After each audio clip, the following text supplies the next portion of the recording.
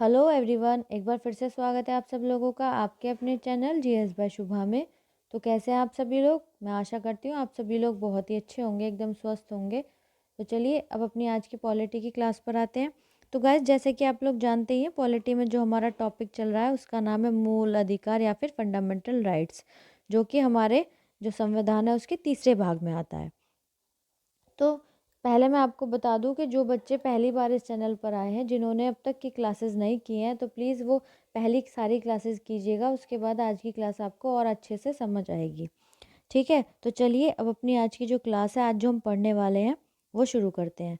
तो जैसे कि आप लोग जानते ही हैं, अब जो हम अभी पढ़ रहे हैं फंडामेंटल राइट्स में, वो क्या कौन सा अधिकार पढ़ रहे हैं? जो हमारा दूसरा अधिकार है, जिसको हम क्या बोलते हैं, स्वतंत्रता का अधिकार, जो कि आर्टिकल या फिर हम कह सकते हैं अनुच्छेद 19 से 22 तक आता है। ठीक है, तो इसमें हम कौन सा आर्टिकल पढ़ चुके हैं? हमने आर्टिकल 19 पढ़ लिया था। आर्टिकल 19 में जो कि आर्टिकल 19 6 मूल अधिकारों के बारे में बताता है। आर्टिकल 20 भी हमने कर लिया था, 21 भी हमने कर लिया था। तो आज हम क्या पढ़ेंगे? आज हम पढ़ेंगे आर्टिकल 21 के। कौन सा आर्टिकल? आर्टिकल 21 कै। ठीक है, तो 21 कै या फिर 21 ए भी बोल सकते हैं हम। ये हमें क्या बताता है या फिर ये क्या घोषणा करता है? तो जो आर्टिकल 21 कै है वो क्या है? वो है शिक्षा का अधिकार। तो ये हमारे शिक्षा के अधिकार के बारे में हमको बताता है, हमको ज्ञात कराता है। तो इसमें क्या क्या बताया गया है, चलिए अब वो हम समझते हैं, अच्छे से पढ़ते हैं। तो इसमें कहा गया है, अनुच्छेद 21 कै में घोषणा की गई है कि राज्य 6 से 14 वर्ष तक की उम्र के बच्चों को निशुल्क एवं अनिवार्य शिक्षा उपलब्ध कराएगा। तो जो आर्टिकल 21 कै है या फिर 21 ए है, तो वो आर्टिकल या फिर ये अनुच्छेद ये घोषणा करता है कि जो राज्य है, मतलब देश के अंदर जितने भी राज्य हैं, जितने भी स्टेट हैं, वो क्या करेगा? वो 6 से 14 वर्ष तक की जो उम्र के बच्चे हैं उनको निशुल्क, मतलब कि उस बिना पैसे के निशुल्क और अनिवार्य मैंडेटरी शिक्षा उपलब्ध कराएगा। अब यहाँ से जो राज्य से मतलब हमारा सेंट्रल केंद्र सरकार को भी हम समझ के कर सकते हैं इसको, और राज्य से मतलब जो हमारी स्टेट गवर्नमेंट है उसको भी समझ के हम कर सकते हैं। लेकिन अगर हम अब सेंट्रल गवर्नमेंट की बात ज़्यादा करें तो वो ज़्यादा अप्रोप्रिएट रहेगा, क्योंकि जो रूल एंड रेगुलेशन, जो भी लॉ बनता है, जो भी लागू किया जाता है, वो हमारा सेंट्रल गवर्नमेंट द्वारा ही किया जाता है। ठीक है, जो जो हमारी केंद्र में जो सरकार है उसके द्वारा ही किया जा सकता है, सॉरी किया जाता है। तो हम ये कह सकते हैं कि जो हमारी केंद्र सरकार है उसने क्या अनिवार्य किया गया है कि किया हुआ है कि 6 साल से 14 साल तक के जो बच्चे हैं, 6 से 14 साल की उम्र तक के जितने भी बच्चे हैं, चाहे वो लड़का हो चाहे वो लड़की हो, तो उनको क्या है, उन बच्चों को निशुल्क और अनिवार्य शिक्षा उपलब्ध कराई जाएगी। ठीक है, चलिए नेक्स्ट आगे चलते हैं। आगे क्या बताया गया है? आगे बताया गया है कि इसका निर्धारण राज्य करेगा। तो इसका जो निर्धारण करेगा वो कौन करेगा? स्टेट जो है, स्टेट इसका निर्धारण करेगा। इस पर यह व्यवस्था केवल आवश्यक शिक्षा के एक मूल अधिकार के अंतर्गत है, न कि उच्च या व्यावसायिक शिक्षा के संदर्भ में। तो ये जो अधिकार है, ये जो राइट है, तो ये केवल जो आवश्यक शिक्षा है उस तक है। ये नहीं है कि आपने 14 साल के बाद, मतलब कि ये है कि बच्चा इतना तो पढ़ा होना चाहिए। 14 साल तक की जो उम्र तक जो बच्चा जिस भी क्लास में आता है, 10th में आता है, जिस भी क्लास में आता है, उसको इतनी जो एजुकेशन है वो तो मैंडेटरी है ही है। उसके आगे वो पढ़े या ना पढ़े वो उसकी मर्ज़ी है।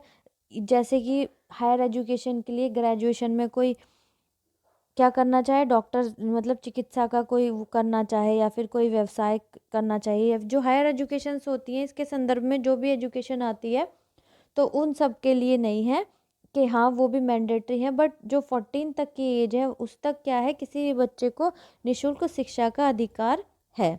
ठीक है, तो ये भी गवर्नमेंट स्कूल्स के लिए। प्राइवेट स्कूल में उसमें तो फ्री में नहीं पढ़ते बच्चे, बट जो गवर्नमेंट स्कूल है उसमें बच्चों की फ़ीस जो है वो ना के बराबर है। यही समझिए कि फ़ीस जाती ही नहीं है। ओके, चलिए अब आगे चलते हैं। आगे क्या बताया गया है इसमें? आगे ये समझाया गया है कि यह व्यवस्था 86वें संविधान संशोधन अधिनियम 2002 के अंतर्गत की गई। अब ये जो व्यवस्था की थी कि 6 से 14 साल तक के बच्चों को पढ़ाया जाएगा, तो ये व्यवस्था 86वें, मतलब कि 2002 में कौन सा अमेंडमेंट हुआ था? 86वां अमेंडमेंट हुआ था। उसके द्वारा यह व्यवस्था 2002 में की गई। ठीक है, यह संशोधन देश में सर्व शिक्षा के लक्ष्य में एक मील का पत्थर साबित हुई। तो यह जो अमेंडमेंट हुआ, 86वां जो अमेंडमेंट हुआ, तो इसमें 2002 में जो अमेंडमेंट हुआ, संशोधन किया गया, तो ये शिक्षा के क्षेत्र में सर्व शिक्षा के लिए एक तरीके से एक मील का पत्थर साबित हुआ। ठीक है, नेक्स्ट आगे पढ़ते हैं, आगे चलते हैं। आगे कहा गया है कि सरकार ने एक कदम नागरिकों के अधिकार के मामले में द्वितीय क्रांति के तहत उठाया है। तो हम ये भी कह सकते हैं कि सरकार ने क्या किया है, जो सेंट्रल गवर्नमेंट है, जो केंद्र में सरकार है, तो उसने क्या किया है, यह कदम नागरिकों के लिए अधिकार के मामलों में एक द्वितीय क्रांति मतलब कि दूसरी क्रांति के रूप में उठाया है। ठीक है, तो इस बात को हम इस तरीके से भी समझ सकते हैं। चलिए आगे इसके अंदर और जानते हैं और क्या क्या बातें हैं। और ये बताया गया है कि इस संशोधन के पहले भी संविधान के भाग 4 के अनुच्छेद 45 में बच्चों के लिए निशुल्क एवं अनिवार्य शिक्षा की व्यवस्था थी। तथापि निर्देशक सिद्धांत होने के कारण यह न्यायालय द्वारा जरूरी नहीं ठहराया जा सकता था। देखिएगा, जो हमारे directive principles of state policy हैं, जो हम कह सकते हैं कि जो राज्य के नीति निर्देशक सिद्धांत हैं, तो उसमें जो जो बातें बताई गई हैं, तो वो राज्य के ऊपर लागू होती हैं। तो उसके लिए ये नहीं है कि वो राज्य हमारा वो फंडामेंटल राइट है, नहीं है, वो राज्य उसको लागू कर भी सकता है और नहीं भी, ये राज्य के ऊपर डिपेंड करता है। लेकिन जब राज्य कोई कानून या फिर कोई लॉ बनाता है, तो उनको अपने दिमाग में रखकर ही कोई लॉ या कानून बनाया जाता है। तो इस तरीके से ये बताया गया है कि ये जो अमेंडमेंट हुआ था, 86वां अमेंडमेंट 2002 में, तो ये चीज़ें पहले भी थी हमारे कॉन्स्टिट्यूशन में, जो कि हमारा जो कॉन्स्टिट्यूशन का जो संविधान का चौथा भाग है, उसमें जो आर्टिकल 45 है, अनुच्छेद 45 है, तो उसमें उसमें भी बताया गया है, जो राज्य के नीति निर्देशक सिद्धांत है, उसमें भी बताया गया है कि बच्चों के लिए निशुल्क और अनिवार्य शिक्षा की व्यवस्था है। यानी कि व्यवस्था पहले से ही थी, तथापि निर्देशक सिद्धांत होने के कारण, क्योंकि निर्देशक सिद्धांत क्या है, निर्देशक सिद्धांत कोई हमारे मूल अधिकार तो है नहीं कि हाँ, जो हमारा सुप्रीम कोर्ट है वो उनको लागू करवाएगा ही करवाएगा। तो इसके लिए कि न्यायालय द्वारा ज़रूरी नहीं ठहराया जा सकता था इनको, जो सुप्रीम कोर्ट है या फिर जो और अदालतें हैं, उनके द्वारा इसको ज़रूरी नहीं ठहराया जा सकता था। ये चीज़ पहले थी कॉन्स्टिट्यूशन में, लेकिन 86वां अमेंडमेंट हुआ तो जब हमारा ये फंडामेंटल राइट बन गया। ठीक है, अब उसमें कानूनी प्रावधान की व्यवस्था है। अब उसमें क्या है, अब उसमें कानूनी प्रावधान की भी व्यवस्था है जब वो अमेंडमेंट हो गया। चलिए अब आगे जानते हैं, आगे क्या बताया गया है। आगे बताया गया है, यह संशोधन अनुच्छेद 45 के निर्देशक सिद्धांत को बदलता है। अब ये जो संशोधन है, ये जो आर्टिकल 45 है, उसके जो नीति सिद्धांत हैं, जो निर्देशक सिद्धांत हैं, उनको बदलता है। अब इसे पढ़ा जाता है, राज्य सभी बच्चों को 24 वर्ष की आयु पूरी करने तक निशुल्क और अनिवार्य शिक्षा देने के लिए उपबंध कराने का प्रयास करेगा।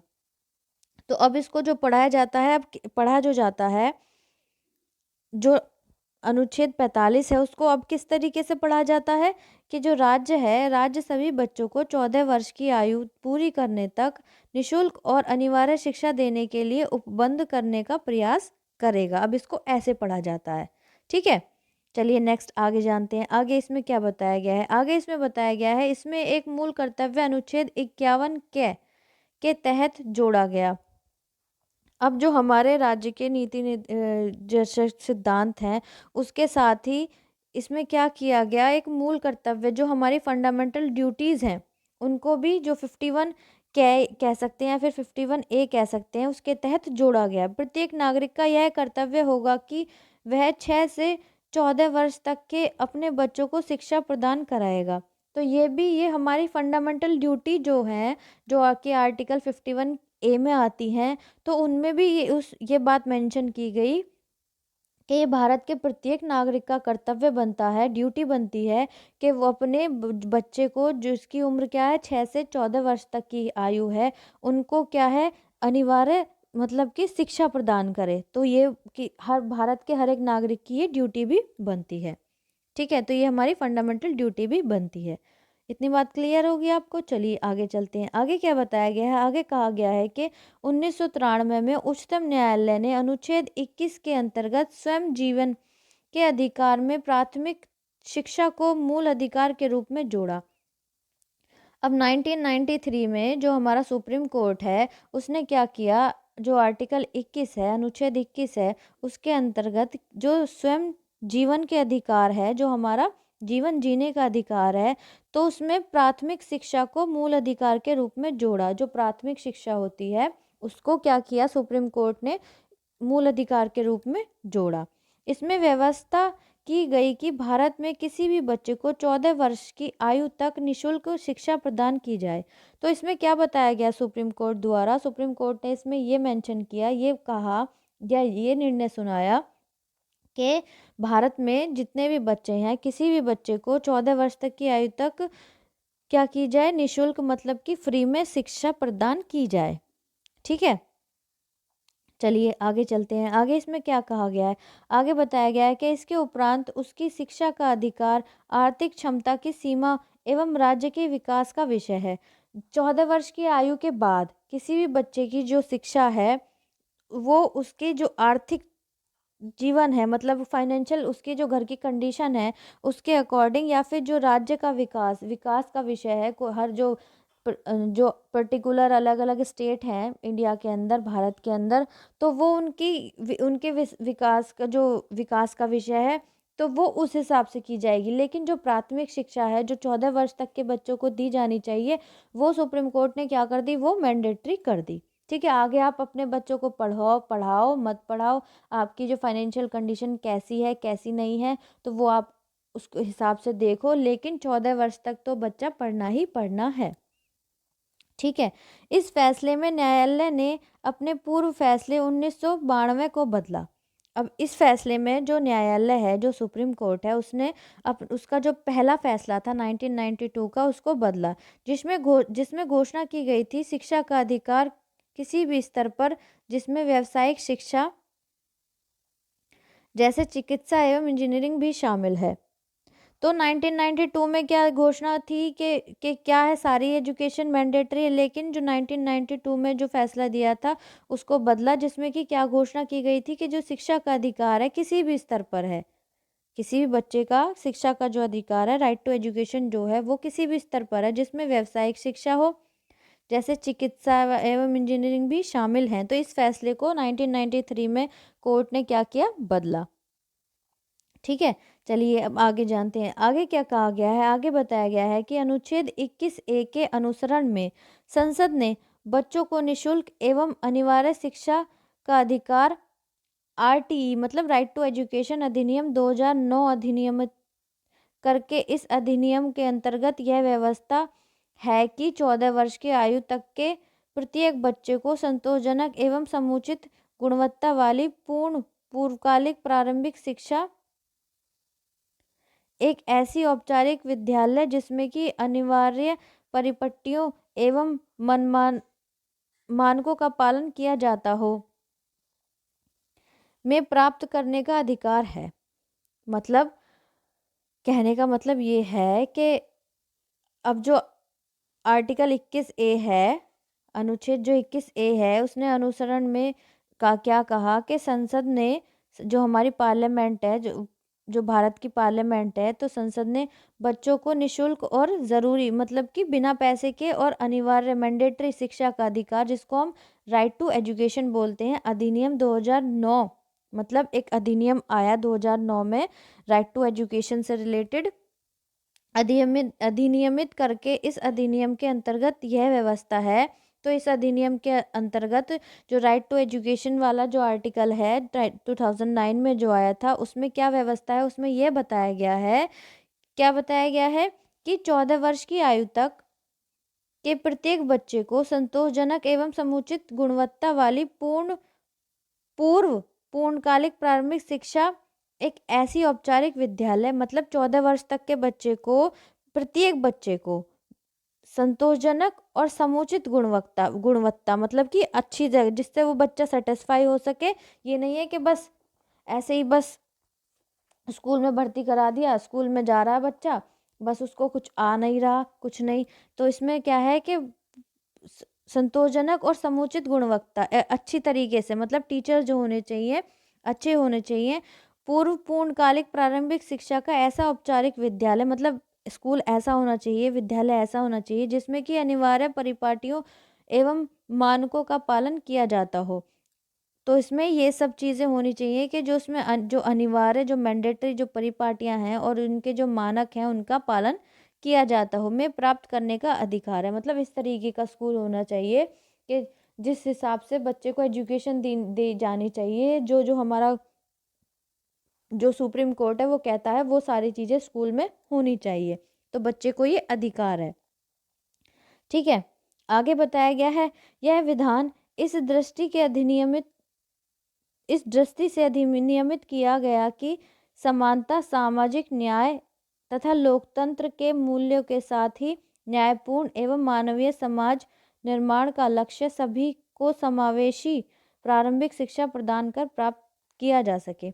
तो यह इस क्यों किया गया, किस वजह से किया गया यह अमेंडमेंट, जो राइट टू एजुकेशन का अमेंड हुआ था 2009 में, जो आया था होकर, ये एक्ट बनकर आया था राइट टू एजुकेशन का। तो इसमें यह है कि समाज को समान मान के, मतलब कि कोई भी किसी भी जाति का बच्चा है उसके साथ किसी भी तरीके का भेदभाव ना किया जाए किसी भी स्कूल में। उसको जो उसकी प्रारंभिक शिक्षा है सबको, सब बच्चों को समान मानकर की जाए, इस वजह से कि बच्चों के साथ स्कूल के अंदर किसी भी तरीके का कोई भेदभाव ना हो। तो इस वजह से ये जो एक्ट बनकर आया था। ठीक है, तो आई होप ये जो शिक्षा का अधिकार है ये आपको अच्छे से, बहुत अच्छे से समझ आ गया होगा। अगर कोई डाउट हो तो प्लीज़ कमेंट में ज़रूर मेंशन कीजिएगा। और अगर क्लास अच्छी लगी है, समझ आई है, तो प्लीज़ ये भी कमेंट में बताइएगा और बच्चों तक भी शेयर कीजिएगा ताकि और बच्चे भी हमारे इस चैनल से जुड़ सकें और कंप्लीट में जीएस पढ़ सकें। अगर आप इस चैनल पर नए हैं तो प्लीज़ चैनल को सब्सक्राइब ज़रूर कीजिएगा, बेल आइकन को भी प्रेस कीजिएगा ताकि जब मैं वीडियो अपलोड करूं आपको पता भी ना चले, तो फिर भी आप तक नोटिफिकेशन आ जाए और आप अपनी पढ़ाई को कंटिन्यू कर सकें। तो गाइज़ आज के लिए इतना ही। अगर आपका कोई सजेशन हो, कुछ भी प्रॉब्लम हो तो प्लीज़ कमेंट में ज़रूर मेंशन कीजिएगा।